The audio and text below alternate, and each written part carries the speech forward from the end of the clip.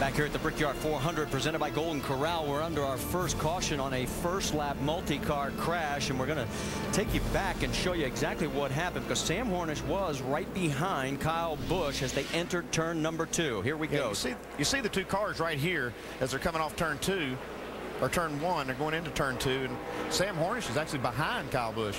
Yeah, and somewhere along the way right here, they're going to run out of our frame, and we're not sure if Sam Hornish got into Kyle Busch and turned him, or if it was that Kyle just got sideways and then he clipped the 77 just a little, and that started him spinning. So the accident started with those two cars, and not exactly sure if there was contact from the 77 to the 18 or not. See if we can see here. Now Kyle Busch is sideways right there. Yeah, Kyle Busch already was sideways. He got loose entering turn 2. And then he clipped the right rear of the 77 to send him spinning. So we can tell you Elliott Sadler is behind the wall. So is Reed Sorensen. Sam Hornish is 1 lap down. And also Dave Blaney has parked it, as he is our first start and park of the day. There are the total cars that are involved in this incident. Vince? Well, the 20 car Joey Logano came in once and went back out and felt like the car was overheating. Actually thought maybe he hit a brake rotor, so he did a little bit of damage to that front end of the car. So the team repairing that right now, just checking to make sure that they've gotten everything taken care of, because when they came in the first time, they just cleaned grass out of the grill and didn't believe they had any front end damage. Once Joey got back out on the track, they figured otherwise. So they brought Joey Logano back in, repairing the front end of the car so they can hopefully have something to work with here as we get beyond these initial laps. And as a 2.5-mile track, you can get a lot of work done under caution. Joey, of course, started back in the back of the pack. We'll be back right after this.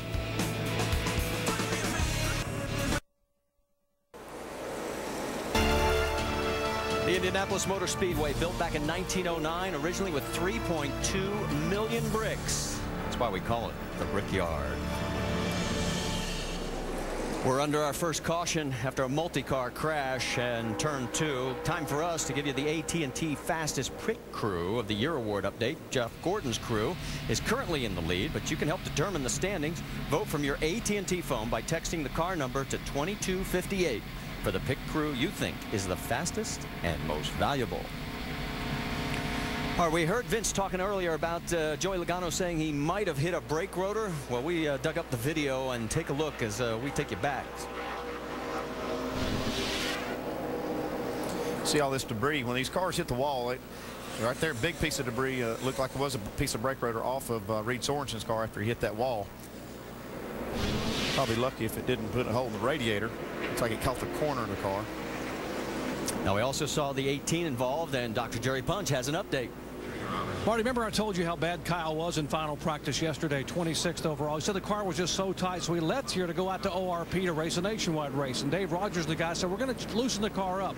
They changed some nose weight around, and they changed some cambers in the front of the car to be able to get it nice and loose. A moment ago, Kyle said he went in the corner, he felt fine, and the car just jumped sideways out from under him. He had no idea it was going to get out from under him that quickly.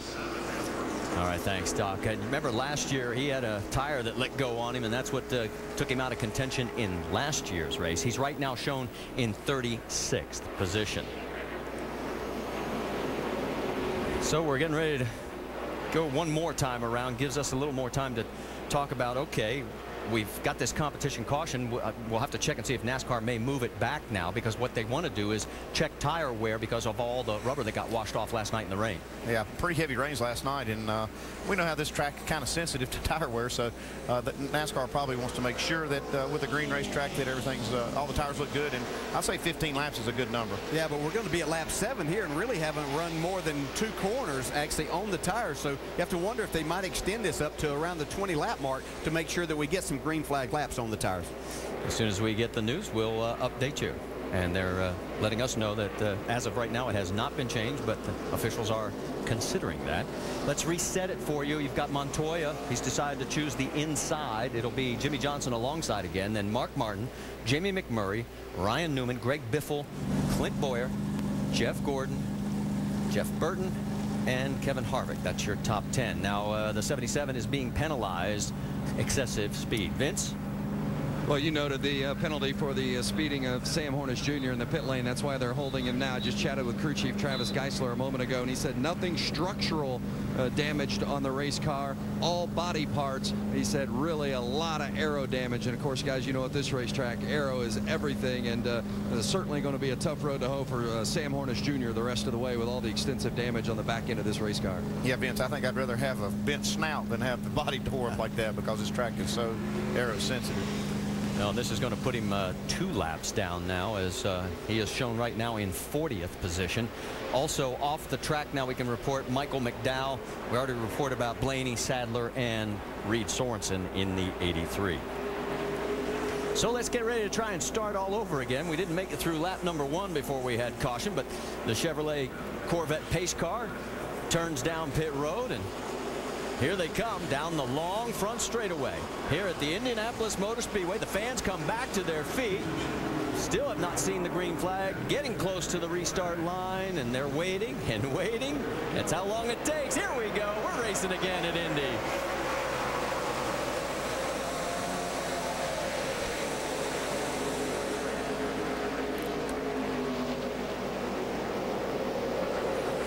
See Sam Hornish coming back onto the track there on the warm-up lane. Boy, Montoya's look good. Here we go, 3 wide. That's not going to work, but Smoke makes it work as he clears in the middle of the corner. If you're that guy going on the inside, you've got a lot better chance in a 3 wide situation, but that's not something you want to be doing on lap 7. They made it through. It's pretty impressive seeing Tony Stewart now. He wasn't that great in practice, but maybe these cooler conditions in a green racetrack has kind of played in his favor. Look at Kevin Harvick, gets around Jeff Gordon, makes a nice move there in the 29. Yeah, it looks like Gordon's car is sliding around a little bit. Saw Ryan Newman and a couple others get by him also. The 24 started in the 8th position. He's already dropped back those 2 spots, and he's losing a little bit more ground to Harvick. Here they come down the front straightaway. We're going to try 3 wide maybe. No, they're going to think better of it. Yeah, as I talk to these drivers, though, they seem to think that this spoiler, with the bigger hole in the air that it was making, it was going to allow them to do a lot more drafting down these long straightaways and make some passes as they enter the corner. Man, I'm impressed with Tony Stewart making all these passes. His car was nowhere near this good in practice, but looking really strong today. Yeah, he was not happy on Friday. Vince?